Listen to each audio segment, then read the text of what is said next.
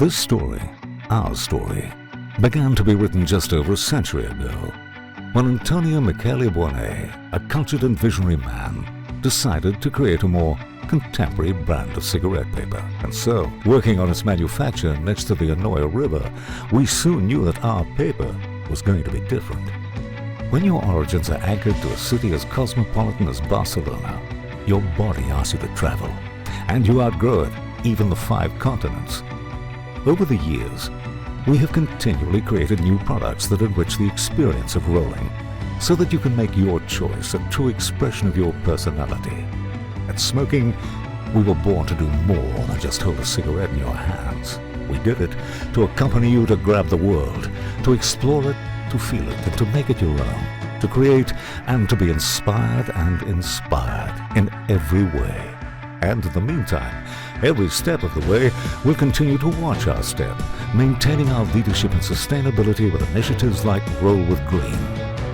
You can see what has brought us here, a journey in which the word sharing has been repeated most often, because in this life, there is nothing more powerful than a sincere we. Because we don't celebrate 100 years every day, nor every year, we want to celebrate it in style. And what better way to do it than by boosting the creativity of young talent, facilitating their access to the best online platforms to inspire them and train them in the professions with the brightest future.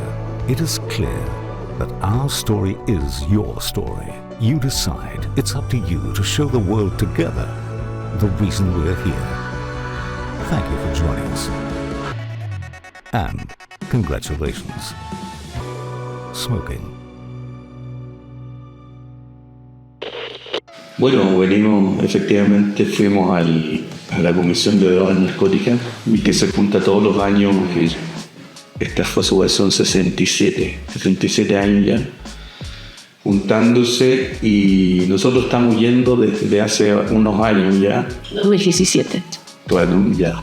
Y ahí lo que hacen es, básicamente, los países, digamos, que están representados, hacen una discusión política sobre los tratados internacionales de drogas, si se pueden modificar, si se deben conservar, y también una parte importante del ejercicio es incluir nuevas sustancias en las listas de controles. Los europeos y los países desarrollados están obsesionados con las drogas nuevas, siempre, como nosotros que estamos vivos en la canasta, en las plantas. Entonces, bueno, yo creo que lo nuevo que ocurrió fue que se usó el término reducción de daños por primera vez en la comisión, y eso en parte fue porque participó el secretario de Estado de Estados Unidos, ¿no? Anthony Blinken.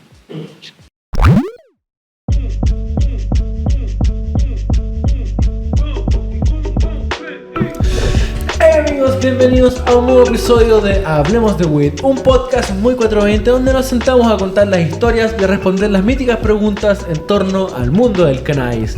Su buen amigo Nacho transmitiendo una vez más desde la NAE, el nuevo estudio de Hablemos de Weed. Tomasín, amigo mío, bienvenido. Muchas gracias, interesantísimo episodio número 99 de la 5ª temporada de Hablemos de Weed. Recuerden que este y todos los episodios están disponibles en Spotify y en YouTube, y hoy día nos visita Sergio y Mariela de Latinoamérica Reforma, 2 personas, voces autorizadas para hablar del cannabis en nuestro país desde hace mucho tiempo que vienen trabajando. Así que quédense, suscríbanse, denle like y comenten. Oye, Nachito, ¿y se vienen cositas? Se vienen cositas, amigo, nos vamos de paseo. Guau, ¿dónde? Nos vamos de paseo, vamos a estar Ciudad de Valdivia. Eso, 13 y 14 de abril vamos a estar en Sur Cannabis, no se lo pierdan, ahí en Valdivia vamos a estar probando algunas cositas sureñas, unos crudos, algunas cositas. Eso. Nos vamos a subir al escenario por primera vez, wow, en vivo, eso, hacer unas cositas ahí, si hay un panel ahí súper interesante, vamos a hacer un capítulo, así que... Atentos, vamos a dejar las redes de Sur Cannabis, no se lo pierdan. 13 y 14 de abril vamos a estar por allá, por Valdivia.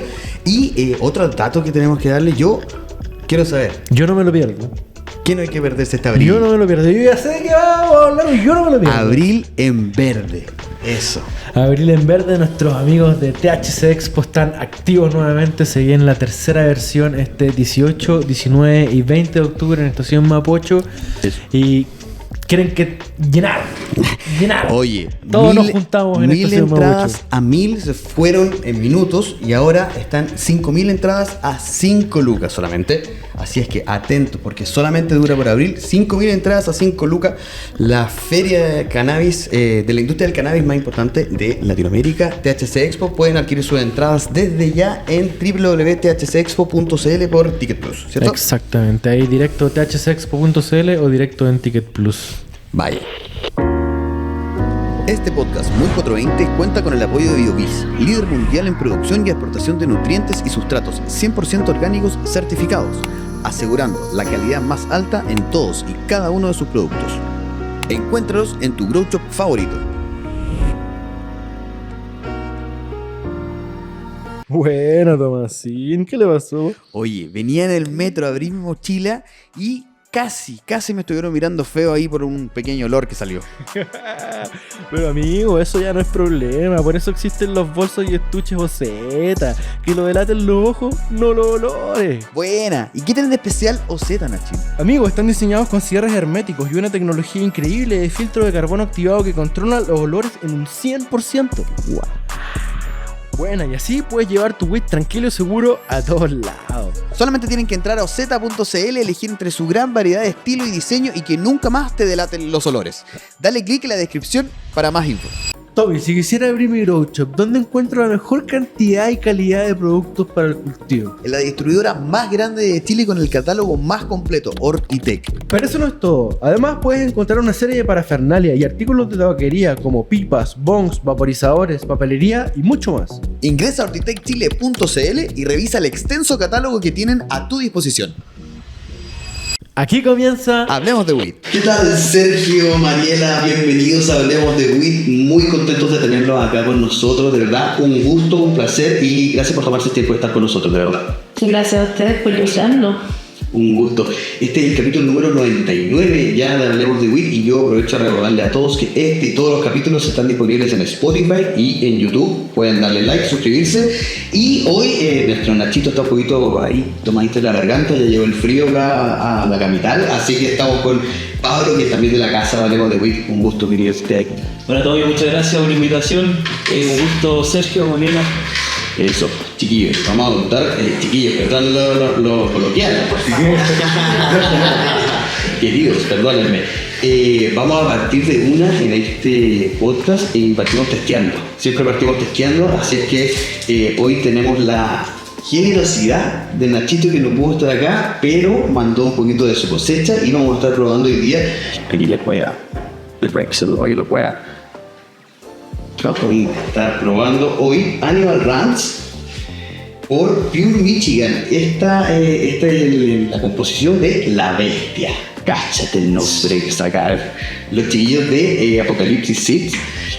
Muchas gracias ahí a Blas y a la Pelu que siempre están apoyando amigos de la casa. Así que Remo está probando su flor hoy día. Banco Nacional, como siempre, presentes en Hablemos de Weed y vamos a estar probando los de Smoking Sucre que llegaron recién al mercado. Oye, 100 años, pero siguen sacando cosas nuevas. Así que muchas gracias.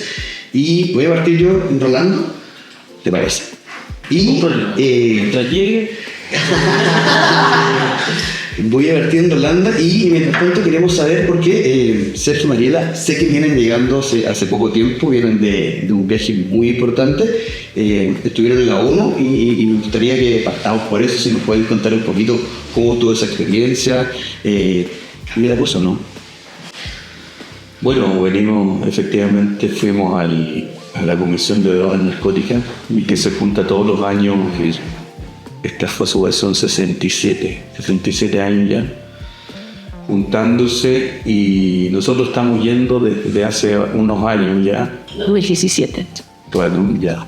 Y ahí lo que hacen es básicamente los países, digamos, que están representados, hacen una discusión política sobre los tratados internacionales de drogas. Si se pueden modificar, si se deben conservar. Y también una parte importante del ejercicio es incluir nuevas sustancias en las listas de controles. Los europeos y los países desarrollados están obsesionados con las drogas nuevas, sintéticas. Como nosotros que estamos vivos en la canasta, en las plantas. Entonces, bueno, yo creo que lo nuevo que ocurrió fue que se usó el término reducción de daños por primera vez en la comisión, y eso en parte fue porque participó el secretario de Estado de Estados Unidos, ¿no? Anthony Blinken. Mariela estuvo ahí grabándolo y Tengo su discurso. lo grabamos completo, y mencionó que Estados Unidos iba a cambiar su política de droga, digamos, hacia una política más comprensiva con esta reducción de daños, que significa en el fondo que van a empezar a tolerar más a las personas que usan droga, y no va a ser el objetivo de la política la abstinencia, sino un consumo con menos daño. Y eso es clave, porque además hizo un llamado a los demás países a apoyar a Estados Unidos, ¿no? Y terminó su declaración poniendo 170 palos verdes arriba de la mesa y una donación. ¿Quién quiere apoyar? Entonces eso fue, ¿no? ¿Qué más fue?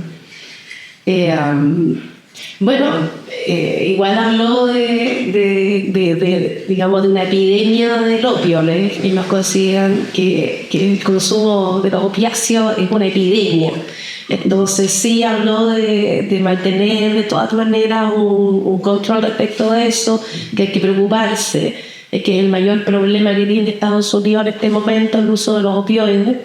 Y bueno, y hubo una resolución, que fue la resolución L-5, que venía como en agregado a esta petición de Blinken con respecto a tomar medidas más de reducción de daño. Y ahí lo interesante es que hubo como harto debate, porque países como Rusia y China siempre están en contra de estos temas de reducir los daños, y ellos dicen que, por ejemplo, cuando la OMS hizo las recomendaciones respecto de la cannabis, que sí tenía potencialidades terapéuticas, y recomendaba cambiarla de la lista. Rusia decía que, el representante de Rusia decía que esto era un invento de los marihuaneros, de nosotros, para poder consumir marihuana libremente, y que todo esto era una mentira de nosotros. Hubo ahí hartos tiras y aflojas, pero finalmente ganó que se introdujera. O sea, imagínate que estás en una discusión de días con respecto a si ingresas la palabra, o sea, las palabras reducción de daños en un tremendo texto donde dice no, hay que perseguir, hay que tener más policía, y en un pequeño pedacito que aprueben los países que digan reducción de daño. Eso fue una discusión súper larga, controversial, pero finalmente cerramos la comisión de drogas de este año aprobando el ingreso de esas dos palabras que por lo menos ya obliga a los países de alguna manera a asumir una visión diferente. Sí, que una pregunta: ¿ustedes van a este Consejo de la ONU como Sergio Mariela o en otro formato? Mira, ¿pueden ocuparlo? O... Mira, nosotros vamos como organización de la sociedad civil, ¿right?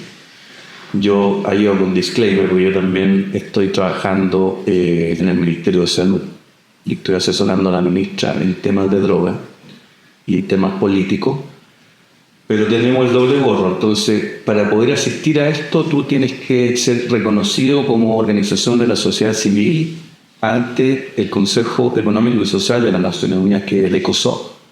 El ECOSOC todos los años recibe postulaciones y generalmente las aprueba. Hay un montón, son como 5.000 organizaciones de ONG reconocidas. Y cada ONG puede enviar personas a todos los foros que son, digamos, públicos. La mayoría son públicos, como con un afán así de transparencia. Entonces, efectivamente, puede ir cualquier persona, pero tiene que ir amparado por una ONG o por un gobierno. Porque también los gobiernos mandan gente. Y en el caso chileno estaba la gente del SEM. Entró amigo. Bueno, yo quiero decir que nosotros como organización tenemos 10 pases para ir, o sea, si tú quieres ir como Pablo, nosotros vas como Fundación Latinoamérica Reforma y te empezamos a ti con con el pase. O sea, nosotros podemos darle los pases a las personas que nosotros consideramos que podrían participar. Colaboradores, claro. Colaboradores, o sea, puede ser, digamos, parados por este paraguas de ahora que es la ONG. Uy. Entonces, a esta discusión asisten representantes de los países y representantes de las ONGs. Claro. Y también representantes del propio organismo de Naciones Unidas, que es la UNODC, que es como el organismo de Naciones Unidas para el control de drogas y crimen, cuya misión es darle cobijo a la Comisión de Drogas Narcóticas, que se reúne ad hoc solamente para que esto ocurra. Y Sergio, Mariela, te dices la reunión 67 de este tema. ¿Qué evaluación se hace después de 67 reuniones en el tema droga? Porque me escucho la reducción de daño y eso es una política del siglo pasado. Entonces, como que estamos descubriendo reinventando la rueda. ¿En qué estamos? Bueno, mira, se mueve todo para que no se mueva nada, básicamente. Pero lo bueno de que participe la sociedad civil es que está gente mirando lo que están haciendo y no pueden hacer lo que quieran. O sea, sí pueden hacer lo que quieran, pero de todas maneras hay una preocupación porque hay crítica, hay visiones críticas respecto de lo que están desarrollando, realizando dentro de esa comisión. Entonces es importante que, por ejemplo, nosotros vayamos a ver cuál es el papel del SENDA, cómo se comporta el SENDA, cómo se comporta el Ministerio de Relaciones Exteriores en la Comisión de Drogas. Porque, por ejemplo, cuando fue la votación en el año 2020 de aceptar la recomendación de la OMS de que, por ejemplo, se reconociera la cannabis del potencial terapéutico, Chile vota en contra cuando en 2015 ya había hecho un decreto firmado por la presidenta Michelle Bachelet reconociendo ya el valor terapéutico de la cannabis.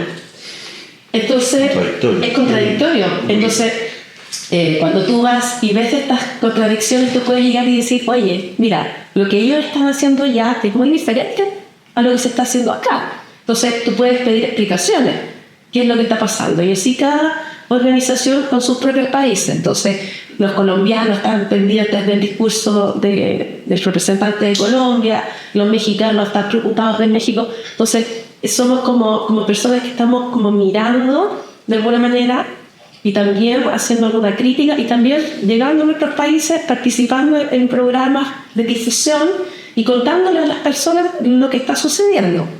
Entonces, frente a estas mini presiones sociales, que son mínimas, pero mínimas y súper mínimas, de alguna manera hay una cierta influencia y se mueve poco, pero se mueve algo, digamos. Milimétrico.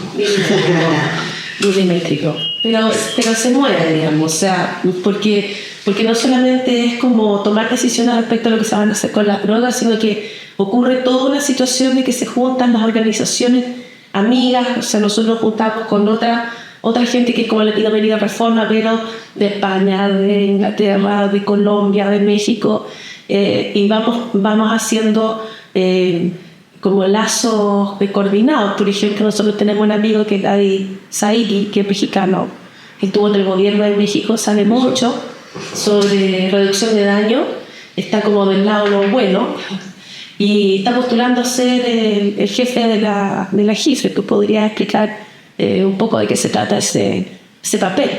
Que sería como poner en la cabeza, por fin, como uno de los nuestros, que nunca ha sucedido. Nunca ha ocurrido. Claro, es muy compleja la institucionalidad, por decirlo así, porque está, además de estos dos organismos, está la GIFE, que es como el organismo fiscalizador de que los países cumplan los tratados. Y esa GIFE es un consejo de 13 personas y nuestro amigo Saibiki, que es el apellido, digamos, está postulando a ser parte y bueno, está entre... Yo creo que puede salir, porque yo creo que hasta Chile lo va a apoyar. Nosotros estamos apostando por eso y sería histórico también que llegue una persona liberalizante en ese sentido ahí a la GIFE, porque generalmente son unas señoras y señores bien conservadoras, entonces están como súper amarrados de más. ¿Y si el presidente era designado también? ¿O fue su sistema? Son electos por los propios países. Los países proponen y votan. Y también la OMS tiene derecho a nombrar a Irán. Entonces son colegiados, son democráticos. Ustedes mencionan que desde el 2017, como Latinoamérica Reforma, han asistido a la presidenta de Latinoamérica Reforma, como los profesores también, y vámonos un poquito para atrás. ¿Cómo nace Latinoamérica Reforma? ¿En qué momento? Buscando me preguntaste cosas de una, pero Sí. ¿cómo va a estar completo? Bueno, nosotros desde muy pequeños, digamos, con Mariela, por allá por el año 2000, yo creo 2001, como buenos consumidores de cannabis, sentíamos que había una necesidad por cambiar la política de drogas. Y bueno, pensamos ingenuamente primero que lo podíamos hacer a través de la vida académica. Entonces estudiamos un montón, nos preparamos, hicimos magíster y cuestiones. Y después que vimos que la política era preponderante por sobre la vida, digamos, intelectual y académica, decidimos hacer la UCG. Por eso que parte después, como del año 2014 formalmente, pero informalmente estábamos ya haciéndolo del 2011, como atendiendo gente que usaba marihuana para fines médicos.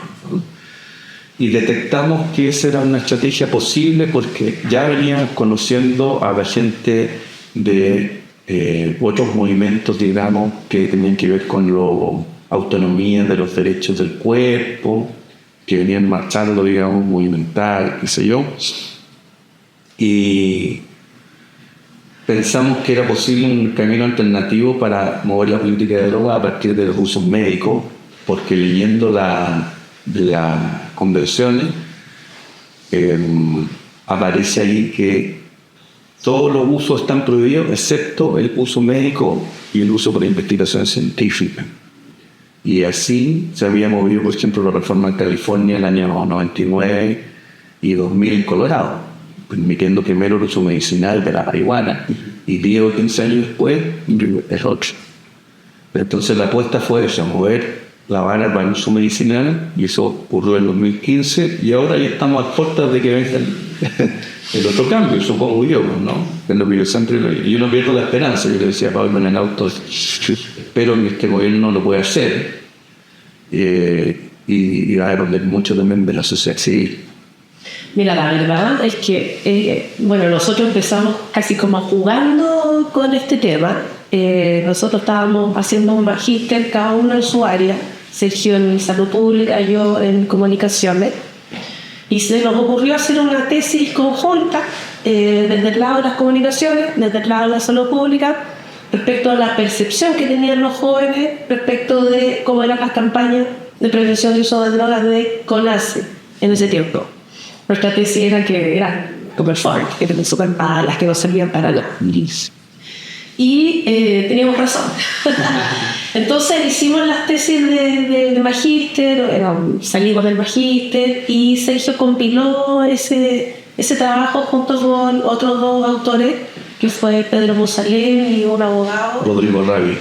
Sí, compiló, hicimos una compilación, hicimos un resumen, yo resumí mi tesis y sacamos un librito a través del Colegio Médico que nos apoyó. Enrique París.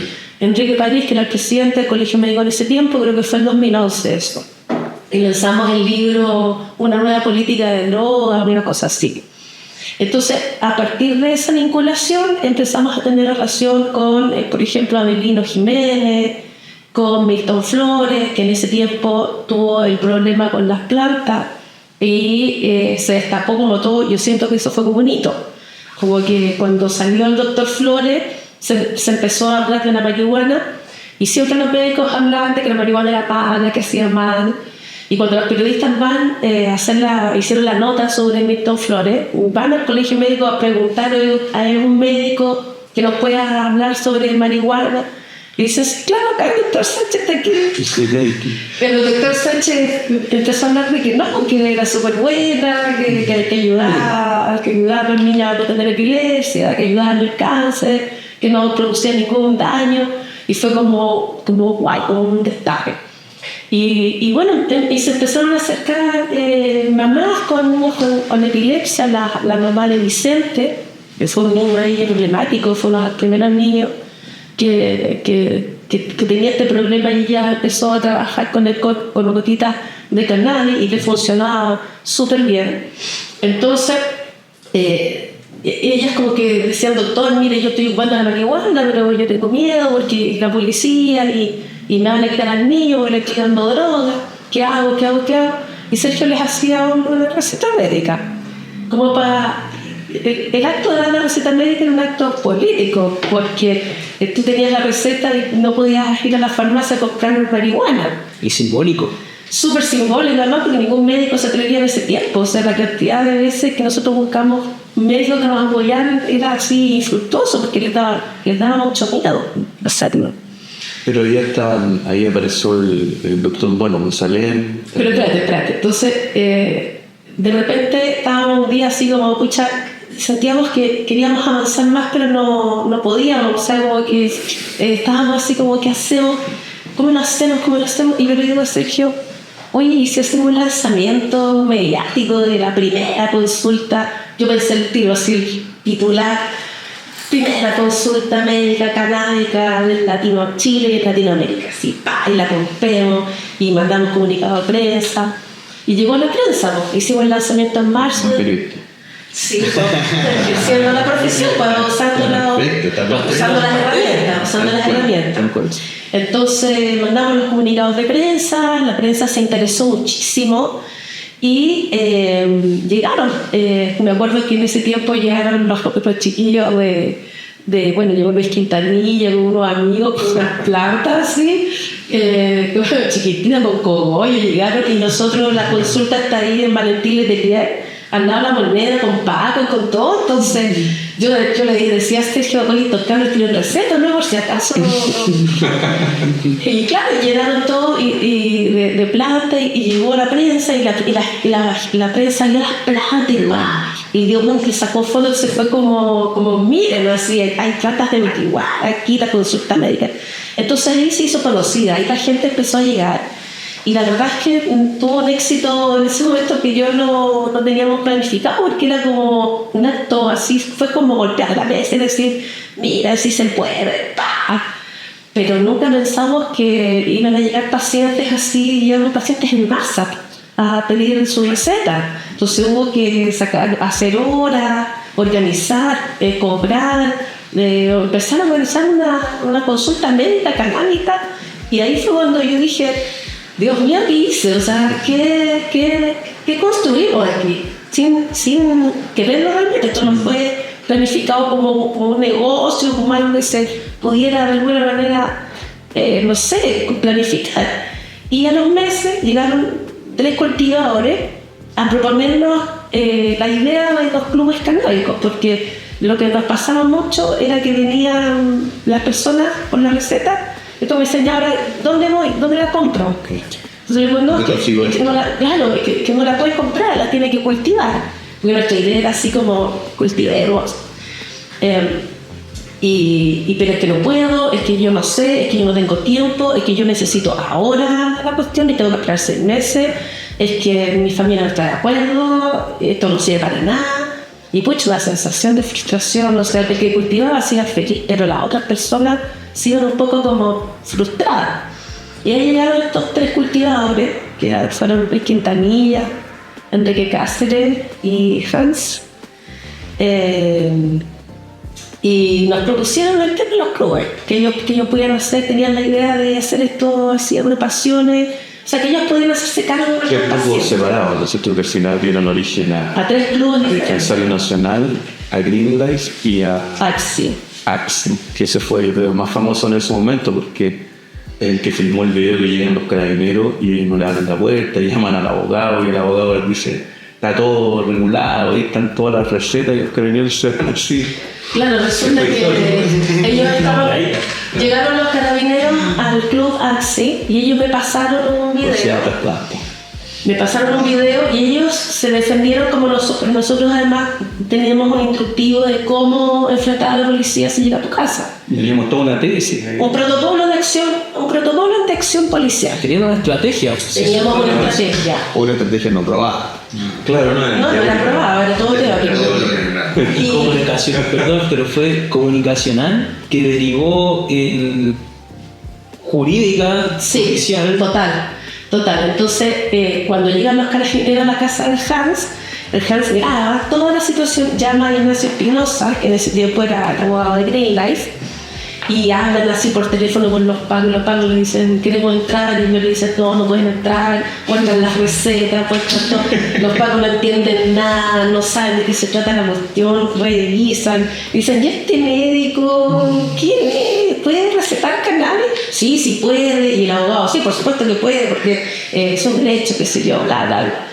Mi teniente, Al final no entran, entonces ellos me mandan este video, yo lo edito un poquito, le pongo subtítulos a la cuestión y lo tiro, lo lanzo así a las redes sociales.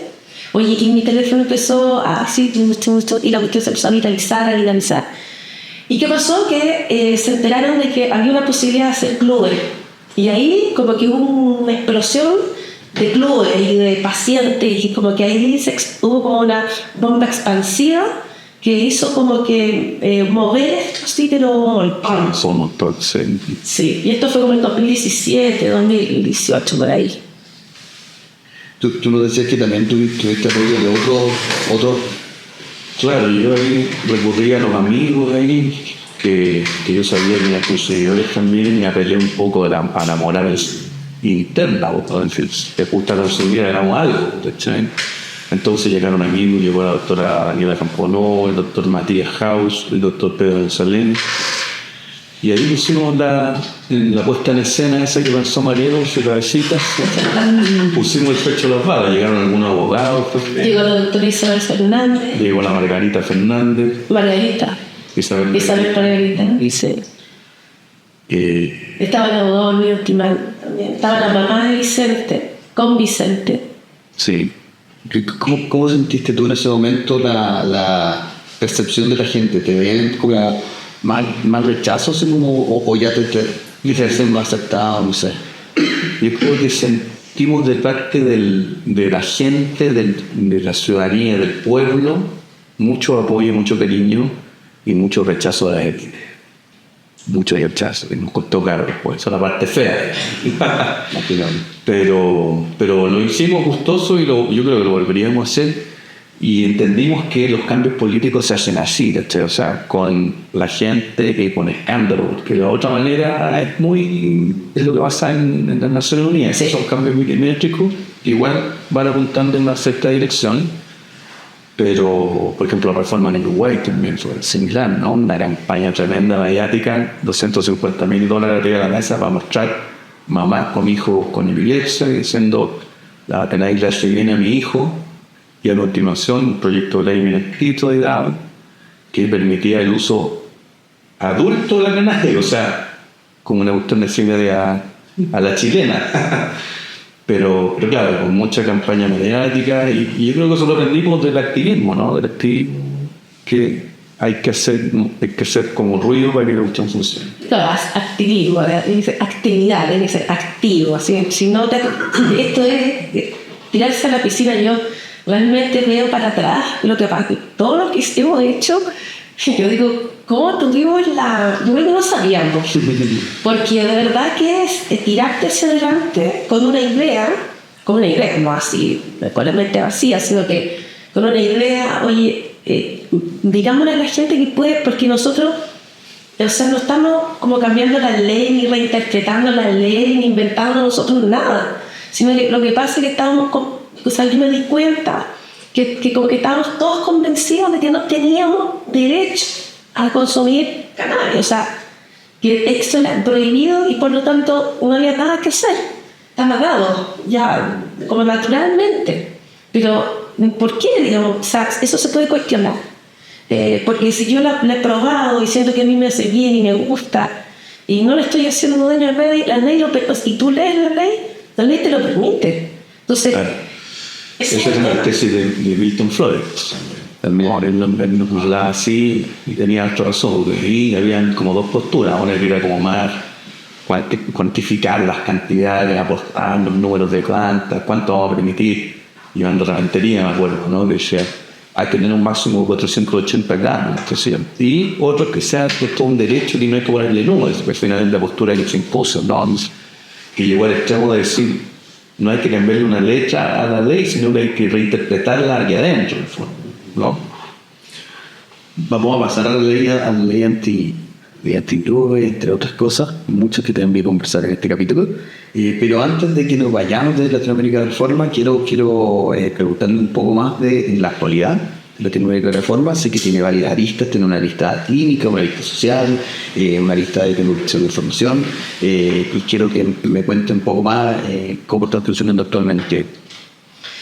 Bueno, tratamos de abarcar todos los ámbitos posibles. Esto es como agarrar el mono por todos lados.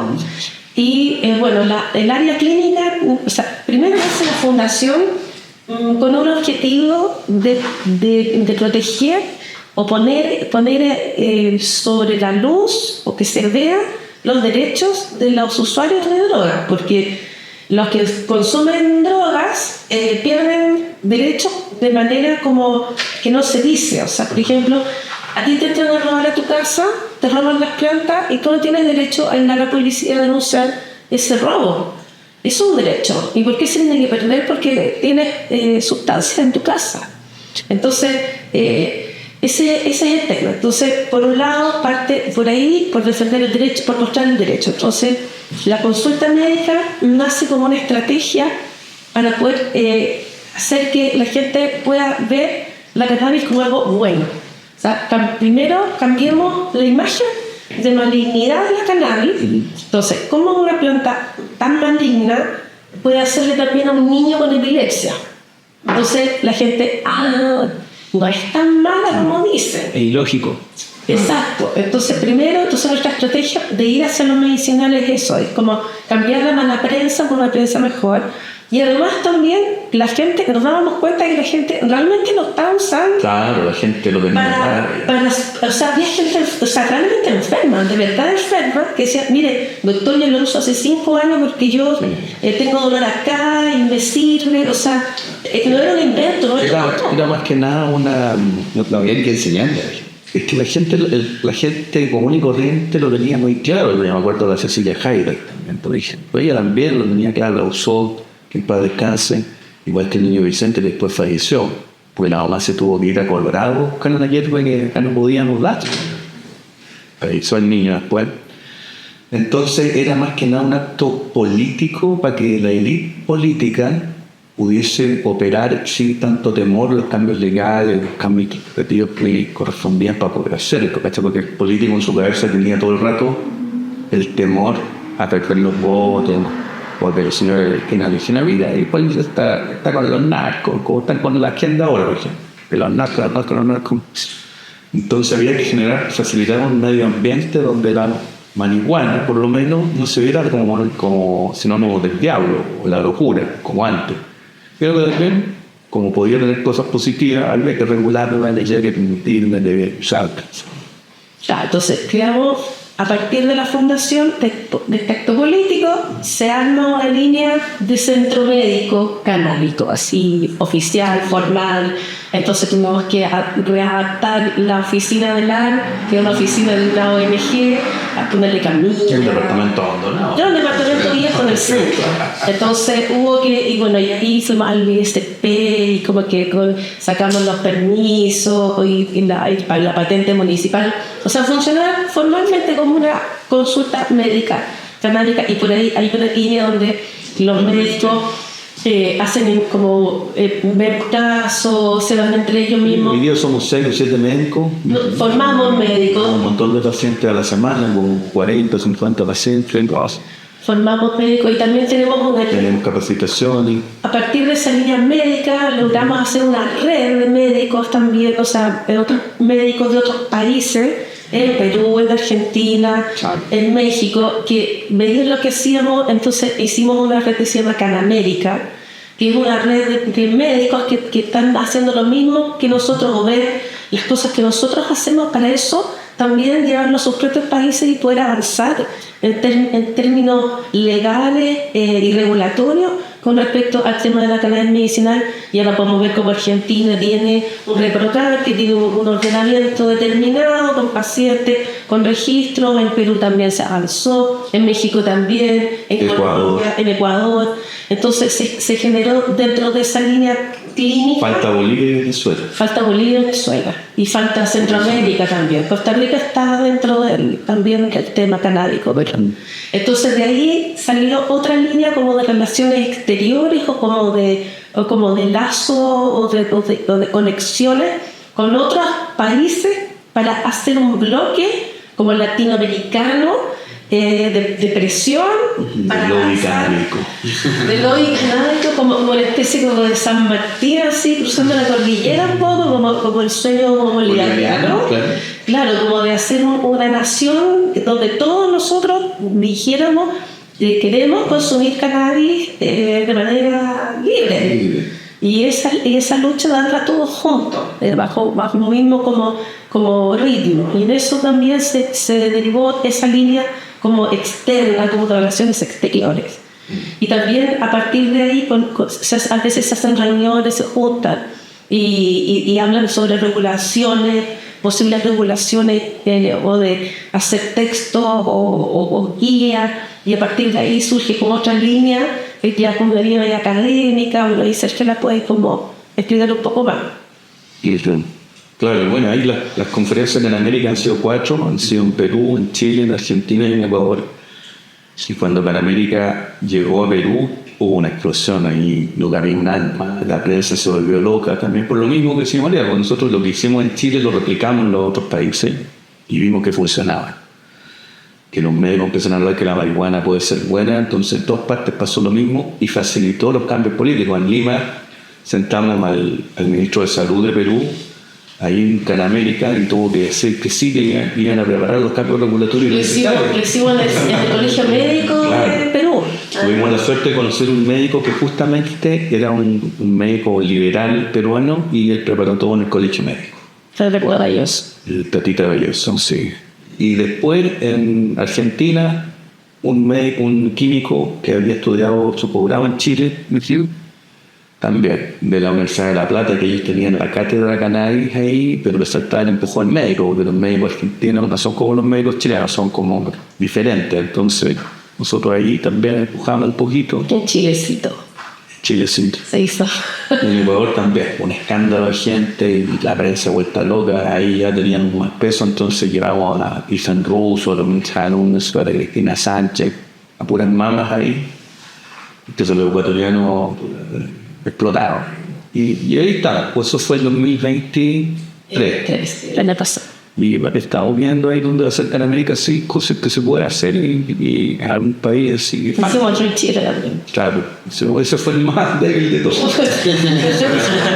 Sí. Los amigos activistas. Nada de la fecha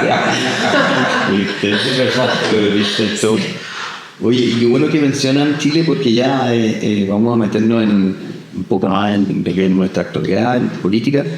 Y Sergio, tú has dicho varias veces que ahí se ha usado desde el siglo XX, se usó de manera mucho más libre. Y antes ambos nos mencionaban que, por ejemplo, lo de las recetas fue una decisión política. Entonces, ¿desde cuándo parten estas leyes prohibicionistas y por qué es una decisión política? Bueno, eso es muy interesante. Eso, digamos, las primeras convenciones para controlar el uso del opio son de 1909 en Shanghái y son producto de las guerras del opio. Y las guerras del opio fueron guerras que dio Inglaterra contra China para permitir el libre comercio del opio. Y las ganó. Fueron 2 guerras, en 1850 y tanto y otra en 1870. Y Inglaterra ganó el derecho a comerciar con el opio con China. Entonces, ¿cuál fue geopolíticamente la respuesta de China? Se puso a plantar opio. Y plantó tanto opio que se transformó en el primer productor mundial del opio. Entonces, Inglaterra y Estados Unidos cambian de posición y dicen, no, esto hay que prohibir. ¿Entiendes? O sea, pasan de una postura de libre comercio cuando les favorece a ellos el comercio a una postura de prohibición cuando el comercio está en contra. Y eso por dos razones. Una, porque China aumenta su producción mucho en 1897. Y dos, porque se dan cuenta que el mercado negro aumentaba el precio. Y ellos iban a controlar el mercado negro. Entonces, a continuación, en 1909 sale la primera convención del opio donde los imperios en ese mismo tiempo se ponen de acuerdo y dicen hay que prohibir todo esto y la razón va a ser la salud de la población, ¿no? Inventan eso. Entonces, como se usó el argumento de la salud para prohibir, hay que usar el argumento de la salud para desarmar la prohibición. Eso es lo que aprendimos también, ¿no? Después de 1909 vienen otras conferencias, en 1912 La Haya, en 1925 Ginebra, en Suiza. 1937 le ponen impuestos al cáñamo en Estados Unidos, en fin, así hasta que en el 61 es la gran convención internacional, el convenio único de estupefacientes, que es la que nos rige hasta la actualidad. Después del 71 hay otra similar, y en el 88 una tercera sobre los precursores. Y esas son las que generó la Comisión de Drogas Narcóticas, especialmente, digamos, para que los países, algunos se salgan de la línea. Y por eso que las leyes de drogas son tan parecidas, ¿no? Entre todos los países. Y esa primera, ¿cuál es el contexto mundial? ¿De qué parte esa? La del 61, porque había muchas convenciones diferentes y querían unificarlas, por eso le llaman una convención única. Estaba vigente la de 1909, la de 1912, la de 25. Estados Unidos había ganado la Segunda Guerra Mundial y necesitaba establecer su hegemonía también a nivel de la política interior, ¿no? De los países. Y esa fue la razón, creo yo, principal, la hegemonía en Estados Unidos fue la razón principal por la cual se junta la fuerza necesaria para ordenar a todos los países detrás de esta idea, digamos, de que las drogas son malas. Sí, pero las drogas de los países nuestros, porque las drogas de los países de ellos son buenas, el alcohol, el tabaco, el café, chocolate, etc. Pero las drogas nuestras, cocaína, Bolivia, Colombia, marihuana, sudeste asiático, y opio, Afganistán y también Asia, esa droga hay que prohibir. Siempre pensando en lo que pasó con las guerras del opio a finales del siglo XIX. Ese fue el marco que estableció, creo yo, las restricciones. Y en este mismo contexto, Estados Unidos establece un término que es como la guerra contra la droga, que si no me equivoco lo dice Nixon, no sé. Nixon, sí. Y quiero saber cuál es, bueno, tenemos nuestra opinión al respecto sobre la guerra, porque en la guerra hay de todos lados, y hay heridos, y hay, ¿cómo fue uno interpretante este término? Y porque esto ha sido algo contraproducente, en realidad, llamando a esto a manera. Bueno, Nixon establece ese concepto cuando se da cuenta que está perdiendo la guerra de Vietnam, porque el concepto había sido la guerra contra el comunismo, entre los 40, los 50, los 60, pero cuando se dan cuenta que no pueden ganar esa guerra, Nixon inventa una guerra que sí va a poder ganar, que es la guerra contra los hippies, ¿cierto? Contra los marihuaneros, contra los negros, los que toman llamas, los alcohólicos. Y establece esta idea de que tiene que ser, digamos, una guerra total creo yo, con el objetivo escondido de que esta política de drogas permite también apoyo a la doctrina de seguridad interior del Estado, que los Estados Unidos habían desarrollado en los años 60, precisamente como una forma de detener a los comunistas, porque la ley de drogas permite la escucha telefónica, los agentes encubiertos, la delación compensada y un montón de cuestiones que en el fondo permite que el Estado que la policía se meta en la vida privada de las personas. Y así es una especie de política preventiva respecto al delito, que esconde este otro temor, digamos, de que el Estado se pueda desarmar a partir del nacimiento de grupos insurreccionarios. ¿Cachai? Eso es todo lo que pasa en los años 60 y 70. Y también estimula por otro lado la industria de las armas. Bueno, y todo lo que debe haber debajo, todo lo que se financia por debajo, las luquitas,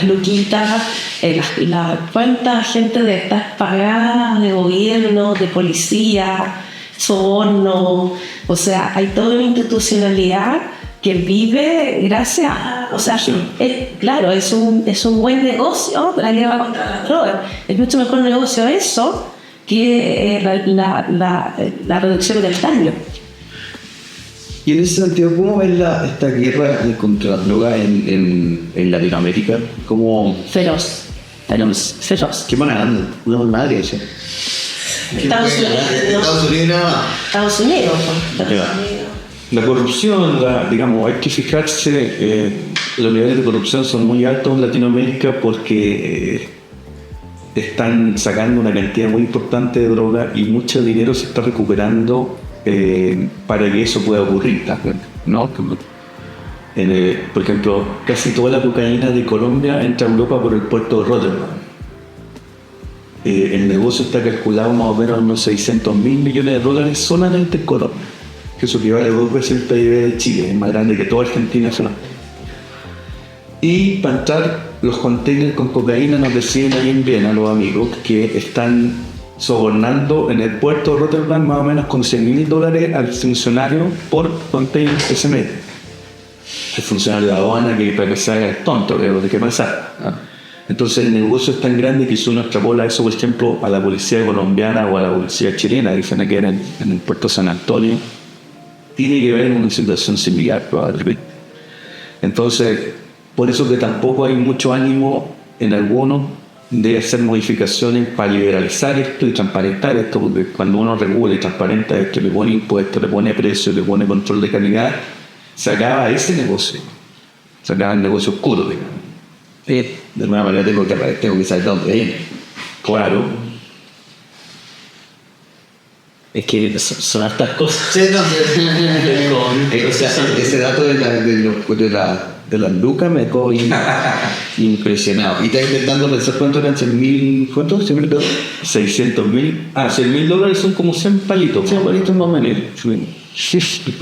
Tengo la pregunta. Adelante. Sí. Que si el problema de las drogas no son las drogas y se usa la salud pública para hacer controles públicos, ¿y cuál es el problema y cómo se soluciona? O sea, ¿cómo lo ven ustedes hoy? Ya que sembraron Latinoamérica de reforma y una estrategia comunicacional que cambió la percepción, ¿qué están cosechando hoy? ¿Qué estamos cosechando? Yo creo que por lo menos yo hasta ahora, que no hemos avanzado así tanto tampoco, para lo que estamos, a como nosotros empezamos, yo ya puedo decir que estoy tranquila, porque nosotros cuando se nos ocurrió hacer esta tesis, nadie hablaba de droga, marihuana, caca, o sea, fue arriesgado, fue novedoso. Nuestros profesores nos felicitaron porque era algo novedoso de lo que estábamos estudiando y hablando. O sea, realmente tú te fumabas un poquito más igual y era, pero sí, yo me sentía, no sé, irónico, o sea, había que meterse el baño a fumar. O sea, era, pero así, ¿no? Y de repente yo tenía amigas que decían, fumas marihuana, no puedo creerlo, así tú, no puedes ser como pobrecita. Entonces, a lo que hay ahora, tenemos un podcast, estamos hablando de marihuana, estamos fumando marihuana, nos estamos grabando fumando marihuana, con toda tranquilidad, con toda calma, no estamos escondidos, pero un poco sí, pero no realmente. O sea, hemos logrado impulsar una ola que yo creo que lo que estamos cosechando es como la primera ola de la ola. Eso lo estamos cosechando, yo creo que vamos a llegar un poco más allá. Y ahora le va a tocar, yo creo que la segunda, esa va a empujar otra ola, yo creo que es más grande. Y yo creo que ya esa parte, yo creo que si llegamos a esa parte, bueno, la vamos a estar observando porque es harto trabajo. Entonces, nosotros tenemos como que acá un poco, no retirarnos, pero ha sido muy intenso, o sea, realmente ha sido súper intenso cosecho buenas experiencias, malas experiencias también, bastantes malas experiencias. Muchas veces he estado así como, no quiero seguir haciendo esto, ¿por qué estoy haciendo esto? Yo creo que la plantita me ha ayudado mucho, entonces me ha dado ánimo, me ha dado fuerza, me ha hecho también comprender muchas cosas, de que, bueno, pueden salir las cosas mal, pero también pueden salir cosas buenas, y hay que sacarle partido a eso, y que la plantita, digamos, la podamos disfrutar y podamos estar tranquilos y ser felices con ella. Y que la gente entienda que sí se puede. Yo creo que eso para mí es y no solamente yo, Sergio o ustedes, sino que también en Argentina, no sé, pues en Estados Unidos, en Londres, en China, o sea, ojalá que se pudiera en todas las partes del mundo. Y bueno, hemos hablado hasta meses que tiene que ver. El Estado siempre tiene la obligación de promover, tú nos has enseñado, promover y proteger la dignidad del ser humano. Entonces, entonces en ese sentido ustedes se dicen que ya vamos a ir como, vamos a ir a otro tema, pero para ir cerrando esta parte, ¿cuáles ustedes considerarían bajo este estándar que tenemos que pedir al Estado? ¿Cuáles ustedes considerarían que son como las medidas concretas más urgentes que estamos demandando, digamos, para cumplir con estándares internacionales de esta misma promoción de la defensa, del deber de la defensa de la dignidad del ser humano? Bueno, yo no soy, digamos, muy crítico del estado actual de Chile. Yo creo que Chile está en una posición de ventaja respecto a otros países, pero aún así creo yo que hay que avanzar en la agenda de los derechos de las personas. No se puede seguir, digamos, metiendo a la cárcel a la gente por delitos menores asociados a drogas. Eso es un error y eso es parte del subdesarrollo del país. Eso hace un daño tremendo a las familias, a la gente, a las expectativas, en fin. Entonces yo creo que hay que seguir reformando esto. Como dijimos, yo creo que ahora le toca el turno a activistas de segunda generación que sean como más enfocados en eso, en los derechos, en exigir que se pueda consumir, digamos, paralelamente o indistintamente si o no es medicinal.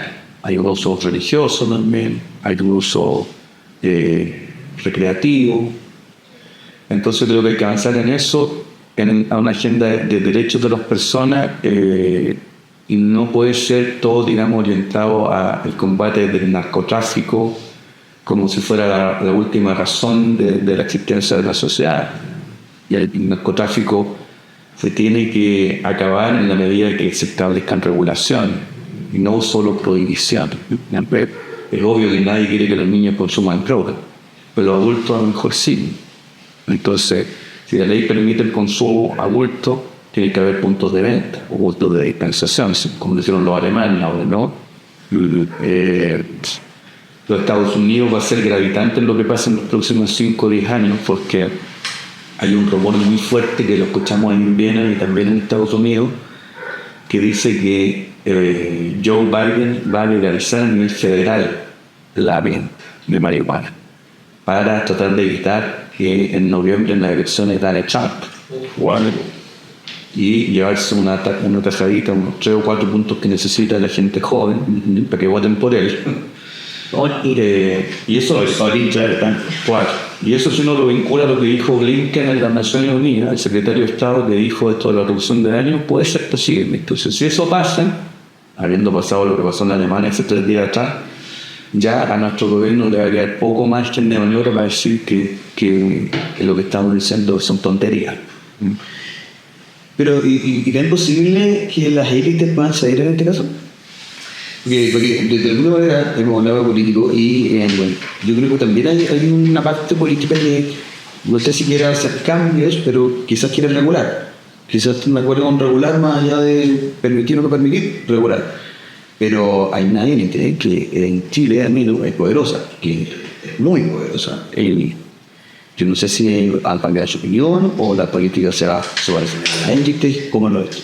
Mira, tenemos que simplemente vamos a cumplir en mayo un año en que cuando ganó la indicación, estamos hablando de que ganó una indicación dentro de la ley que intervino, estamos hablando de que ganó la regulación que tuvo que ir al Tribunal Constitucional, o sea, hasta él dijo, no puede ser esto posible, lo lleva al Tribunal Constitucional, el Tribunal Constitucional que dice, lo siento mucho, esto es anticonstitucional, así que váyanse todos para la casa. Entonces, la verdad es que yo creo que el élite que está en contra cada vez tiene menos fuerza, ya cada vez se está pudiendo rechazar más, porque, por ejemplo, los psiquiatras, toda la vida nos han atacado y han dicho que nosotros somos la peor lacra del mundo porque queremos dar droga a las guaguas, a los guaguitas, a los bebés, a los niños, que los niños consuman droga, que esto no es posible, que la marihuana, hay estudios epistemológicos, por ejemplo, que hay estudios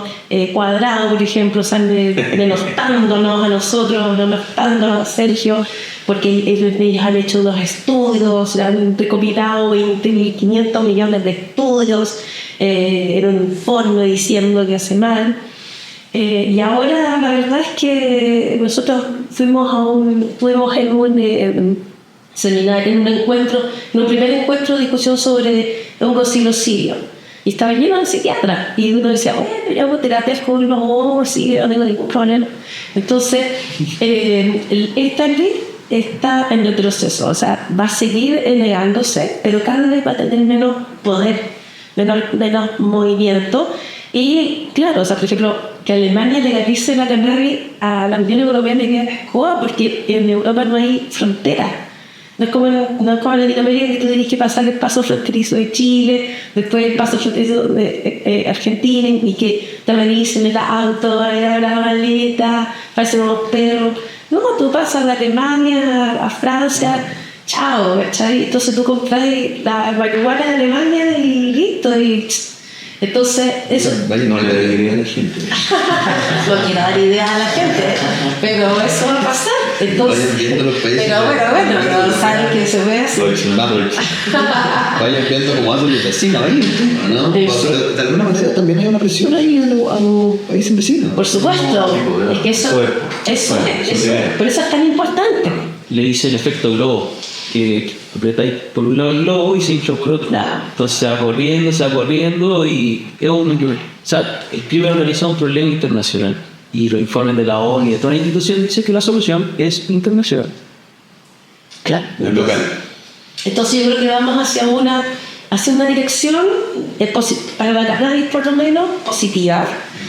Vamos hacia un camino, vamos a tratar de ir más allá y vamos a tratar de ver si podemos hacerlo con enteógenos, ya sabemos psilocibina o con ayahuasca, no sé, ya ahí, bueno, todo esto ya está libre de la imaginación, pero por lo menos para la cannabis yo veo que hay un camino ya que se está de a poco formando, ya que Alemania diga, ok, hagámoslo, que se está haciendo en Estados Unidos, aunque no sea a nivel federal, pero ya casi todo en Estados Unidos pasa lo mismo, pasa de Colorado a otros estados, A Utah, a Kansas, a la Salt Lake City, a la olla. Entonces, y bueno, y claro, entonces a nivel federal al final la discusión, imagínate, está entre si la legalizamos completamente o no, hay una discusión. Hay un cambio grande ahí, o sea, un obra gigante, si eso ocurre. Siempre voy a recordar a Nachito, que siempre lo dice, por ejemplo, YouTube. Si la ley federal cambia, donde está YouTube, que es la oficina, no me recuerdo dónde, cambia la política de YouTube mundial. De Instagram, de todo. Todo, claro, entonces es súper importante. La primera vez, Oye, y hemos hablado de estos temas y se ha pasado el tiempo volando, pero no quiero dejar de tocar el tema. Yo sé que estamos hablando de recreativo, alemán y todo, pero como dijimos que era bueno de serie para atrás, quiero hablar un poquito de lo medicinal. Tenemos con acá Sergio, una eminencia. Entonces yo quería preguntarte, Sergio, si en este transcurso de los años has visto un cambio bueno, ha avanzado un montón toda la industria, pero en lo medicinal quiero saber tu opinión, tu percepción, cómo lo ves. Quizás el mercado recreativo lo ha Estados Unidos y avanzó mucho rápido, no sé.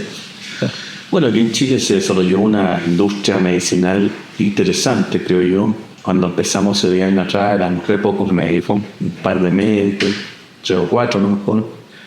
Y ahora, según el último reporte de la PDI que vimos por ahí, en uno de estos casos, la PDI tenía un listado de más de 100 médicos canábicos.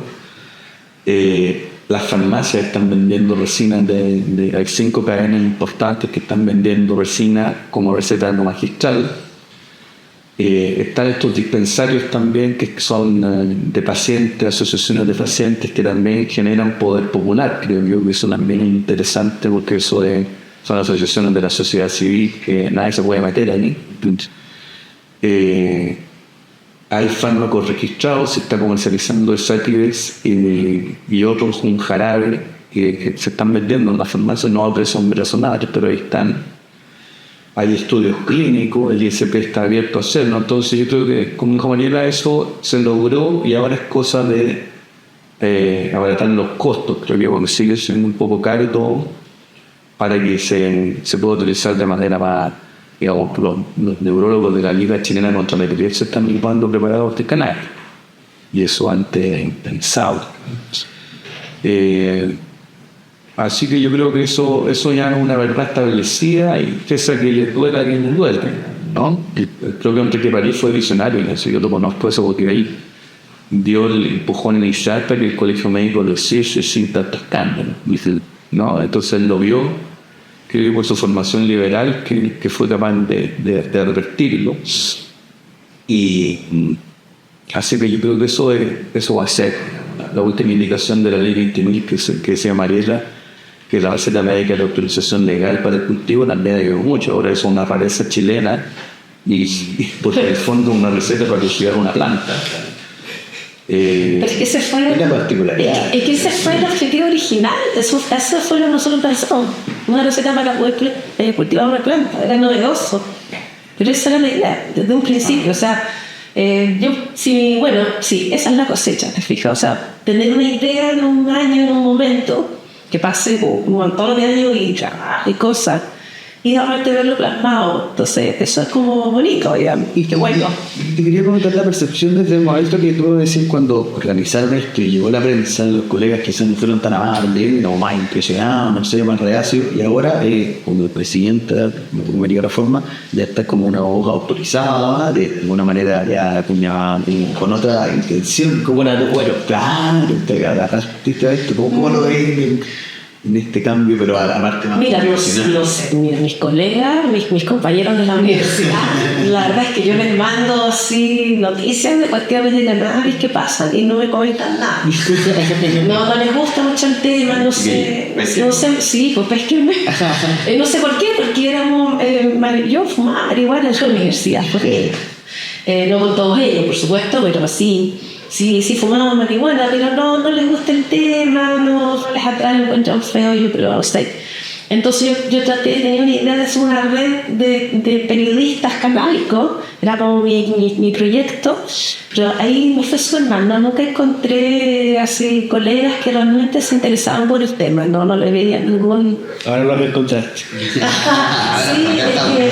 porque sí, qué bueno.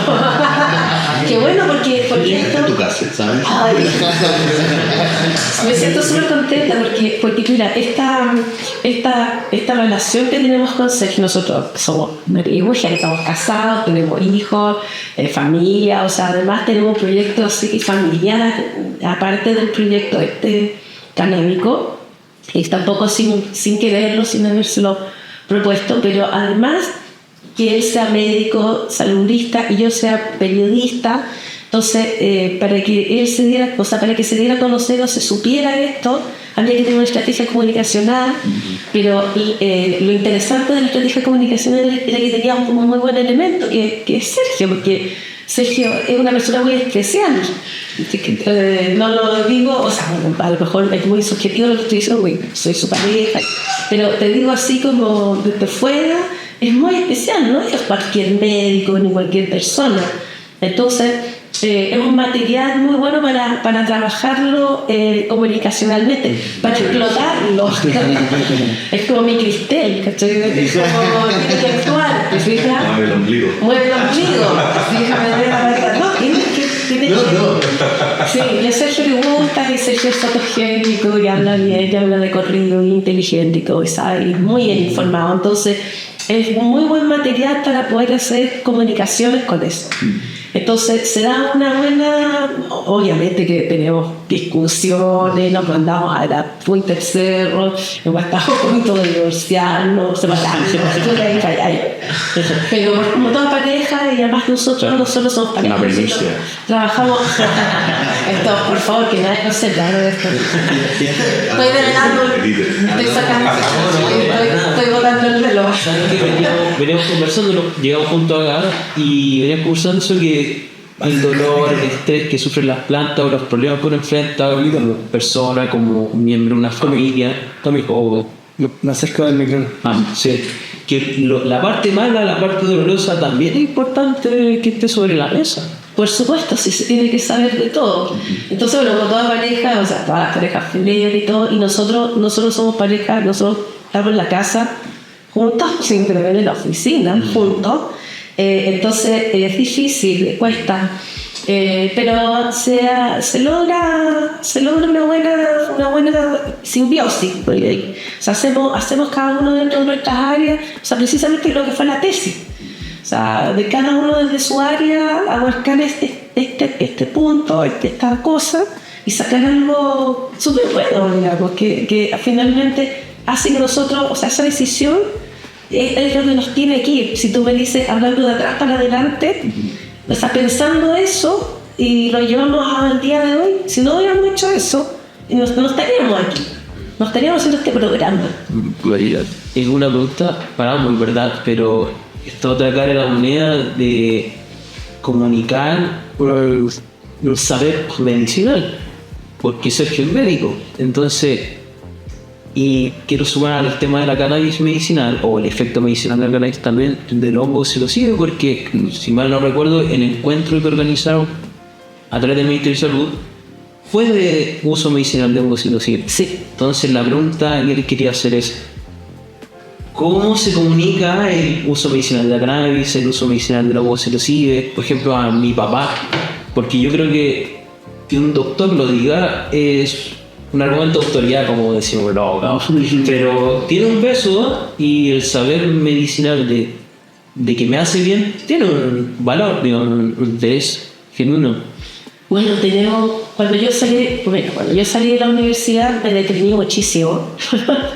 Mucho me deprimí. Pero bueno, Porque no había, se estaban cerrando los medios, se estaban cerrando las redes. Cuando yo estaba, La época. cuando yo decidí estudiar periodismo cuando tenía 13 años. Yo a los 13 años ya sabía que yo quería ser periodista, a pesar que mi papá me decía que nada, que no. Y yo no le hice caso y dije, no, si eso es lo mío, ya, esto tengo vocación. Pero cuando salí de la universidad, no había, o sea, cuando estaba la dictadura había un montón de medios. Estaba la APSI, estaba el Fortín Mapocho, la revista Hoy, Análisis. O sea, había muchos medios hablando, tratando de decir la verdad, perseguidos. Era un periodismo así de que eso. Pero cuando yo salí de la universidad, llegó la democracia, los medios empezaron a cerrar. Y cada vez más, entonces no había medios. ¿Y a dónde quiero ir con esta historia de ilustración? Que ahora el mundo ha cambiado y tenemos muchas herramientas para poder comunicar. Tenemos las redes sociales, tenemos internet, tenemos TikTok, tenemos YouTube, tenemos podcast, tenemos Spotify, tenemos Reddit, tenemos o sea, Twitch. Tenemos OnlyFans, tenemos, pero una cantidad, podemos hacer seminarios, podemos hacer webinarios, podemos hacer un encuentro por Zoom con otras personas de otros países, o sea, podemos comunicarnos. Entonces yo creo que hay que ocupar las herramientas tecnológicas disponibles que tenemos con mucha creatividad, porque además a mí lo que me enseñaron en la universidad, me enseñaron muchas cosas, pero lo más importante que me enseñaron es que si tú te pones la pero, te van a cambiar de una. ¿cachai? Entonces tienes que ser entretenido, tienes que ser dinámico, original. Entonces, con mucha creatividad se tiene que hacer, con mucha convicción y con una planificación. Es una mezcla también de liderazgos que tienen que estar en el momento y en el lugar. Por ejemplo, para el caso del hongo, la ministra Aguilera, yo le comenté hace la pasada y me dijo, yo quiero que eso lo regulemos. Pero si no fuera ella, porque ella tiene la mirada, digamos, a lo mejor no se podría hacer, por mucho que tú bien lo comuniques. Y por otro lado también tiene que ver con manejar las expectativas que un papá de uno puede tener, por ejemplo. Las expectativas de los papás a lo mejor son negativas, son frustrantes porque están condicionadas, digamos, a los criterios de autoridad que han escuchado. Por ejemplo, yo me papá me decía, cuando ves una persona consumiendo drogas en la calle, cruza la calle, deja. Cosas así, muy ideas antiguas. Mi papá me decía, no vayas a venir a la casa con un marihuanero un montón, chascón de pelo largo. Esa expectativa hay que manejarla, porque esa expectativa uno las tiene que conocer y con amor, digamos, darle un cambio a eso. Eso se puede hacer. Los papás entienden que si la droga, la planta, el hongo, te está haciendo bien, de poco se empieza a dar cuenta que parece que no es nada tan mala y que hay que usarla porque le hace bien al niño está más tranquilo, la niña duerme mejor, le mejoró el apetito, tiene mayor dolor. Y eso la gente únicamente lo entiende mucho más que los estudios o los discursos grandilocuentes. Muy sencillo. Entonces yo creo que hay que hablar con verdad. Y no caer en el juego político de la hipocresía. ¿No?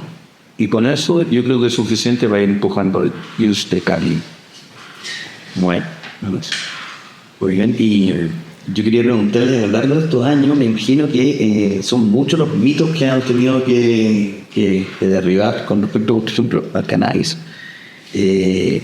¿Será el mito de que es la puesta de entrada a otras drogas el más grande de todos ellos?